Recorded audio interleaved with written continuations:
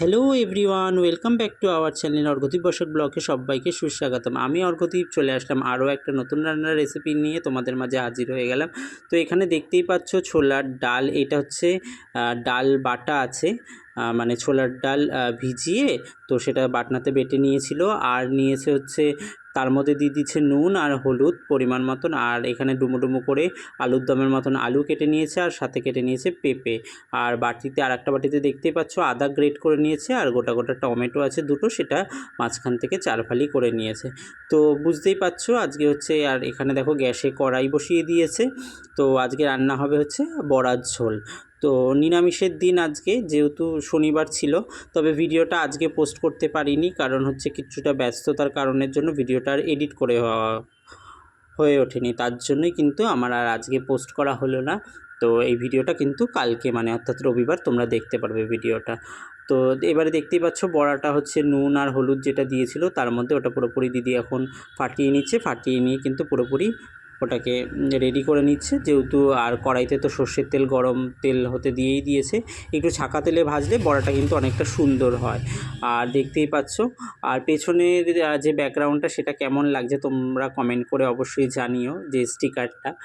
আর অবশ্যই স্টিকারের লিঙ্ক লাগলে আমাকে বলো, অবশ্যই শেয়ার করে দেবো কমেন্ট বক্সে। আর এখন বড়াগুলো পুরোপুরি ভেজে নিচ্ছি, একটু তেলটা বেশি পরিমাণ দিয়েছে, ছাকা তেলে দিলে কি হয় বড়াগুলোতে অনেকটা কমও তেল লাগে, আর বড়াগুলো একটু ক্রাঞ্চিনেসও থাকে, আর ভালো হয়।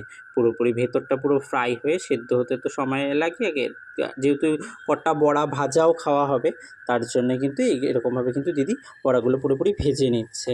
আর এখন কিন্তু অনেকটা রাত্রি, দেখো আজকে শনিবারের রাত্রি, এখন বাজে হচ্ছে প্রায় 12টা, আমি এখন ভয়েস দিচ্ছি ভিডিওটাতে।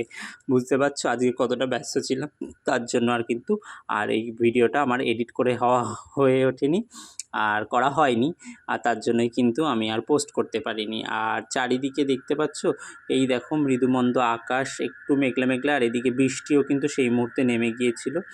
আর দেখতেই পাচ্ছ উঠোনটা ভেজা, এই যে বৃষ্টি পড়ছে চিরবির চিরবির করে। আজকে সেই পরিমাণ বৃষ্টি হয়নি, গরম তো প্রচুরই আছে, কিন্তু ঝিরিঝিরি বৃষ্টি হচ্ছিল। আর পুরোপুরি দেখতেই পাচ্ছ বড়াটা ভাজা হয়ে গেছে, আর কড়াইতে যেই পরিমাণ তেলটা রয়েছে তার মধ্যেই দিদি ওখানে তেজপাতা আর সাদা জিরে ফোড়ন দিয়ে দিল। সাধারণত নর্মাল করবে, বেশি তোমার মশলাপাতি দেবে না, কারণ যেহেতু সিম্পল সাদা মাখা রান্না, তো সেরকমভাবেই রান্নাটা করবে। আর ওখানে কড়াইতে তো সাইডে রাখা ছিল পেঁপে আলু, আর পেঁপে আর আলু সেগুলোকেই এখন একটু হালকা করে ভেজে নেবে, ফ্রাই করে নেবে, কারণ পুরোপুরি কাঁচা অবস্থায় দিলে অতটা টেস্ট লাগে না, একটু ভেজে নিলে টেস্টটা অনেকটা সুন্দর হয়। মশলাটা যেহেতু সোমবার দিয়ে দিয়েছিল, সোমবারের মধ্যে এখন হালকা একটু ফ্রাই করে নেবে, একটু খুব বেশি পরিমাণ লাল লাল করবে না, হালকা লাল ফ্রাই হবে। আর এবারে ঢাকা দিয়ে দিল, ওটা ভাজা হোক। আর এইদিকে দেখতেই পেয়েছিল প্রথমে, এখানে হচ্ছে ঝাল হলদির গুঁড়ো আর সামান্য নুন আর আদা গ্রেট করা রয়েছে, আর জিরের গুঁড়ো, এখানে বেশি মাল মশলা নেই, অল্পই সাদামাটা মাল মশলা, এগুলোই দিয়ে কিন্তু এবারে এই বড়ার তরকারিটা কিন্তু রান্না করে নেবে। আর মশলার কালারটা দেখো কতটা সুন্দর হয়েছে, যেহেতু জল দিয়ে আগে ভিজিয়ে রেখেছিল।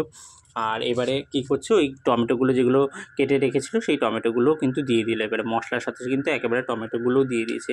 আর যেহেতু নিরামিষ তরকারি, একটু সামান্য পরিমাণ ব্যালেন্সটাকে ঠিক রাখার জন্য, যেহেতু টমেটো, ওর মধ্যে একটু চিনি দিয়েছিল, এবারে বাটি ধুয়ে মশলা ধোয়া জলটা, সামান্যই জল দিয়ে দিল, এবারে এটাকে একটু কষানোর জন্য দেবে। আর তোমাদের প্রথমেই বলেছিলাম, যেহেতু মশলার স্বাদ বেশি, আলু আর পেঁপেগুলো বেশি ভাজেনি, হালকা ভেজেছে, কারণ যেহেতু মশলাটা পুরো কষাবে তার মধ্যে কিন্তু অনেকটা কিন্তু ভাজা হয়ে যাবে। আর পাশে কিন্তু আমি এখন, যেহেতু আমাদের রাস্তার পাশে বাড়ি, গাড়ির শব্দ হয়তো হালকা একটু আধটু হতে পারে, তোমরা অবশ্যই ক্ষমার দৃষ্টিতে দেখো। আর দেখতে পাচ্ছ মশলাটা কষার পর কতটা তেল ছেড়েছে আর কতটা সুন্দর কালারফুল হয়েছে।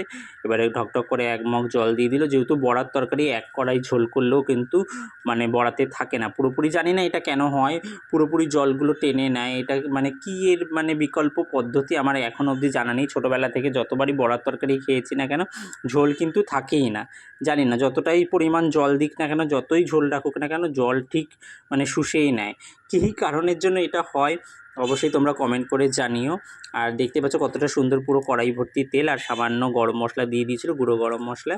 আর আজকে রান্নার ভিডিওটা কেমন লাগছে সেটা অবশ্যই কমেন্ট করে জানিও, আর কে কোথা থেকে দেখছো ভিডিওটা সেটাও অবশ্যই কমেন্ট করে জানিও। আর ভালো লাগলে একটা লাইক আর শেয়ার করে পাশে থেকো। যারা ফেসবুক থেকে দেখবে এখনও অবধি ফলো করে উঠতে পারোনি, অবশ্যই আমার ফেসবুকের প্রোফাইলটাকে ফলো করে দিও। আর যারা ইউটিউব থেকে দেখবে অবশ্যই সাবস্ক্রাইব করে পাশে দেখো। আর এই দেখো রান্নার পরে 1 গামলা ঝোল এবং 1 গামলা বড়া তরকারি হয়েছে, কিন্তু এটা কিছুই শেষে কিছুক্ষণ পরে কিন্তু আমরা যখন খেয়েছিলাম তখন কিন্তু পাইনি। আর এখানে বাটিতে দেখো ওল সেদ্ধ করে নিয়েছিল। তো সবাইকে আজকের মতন টাটা বাই।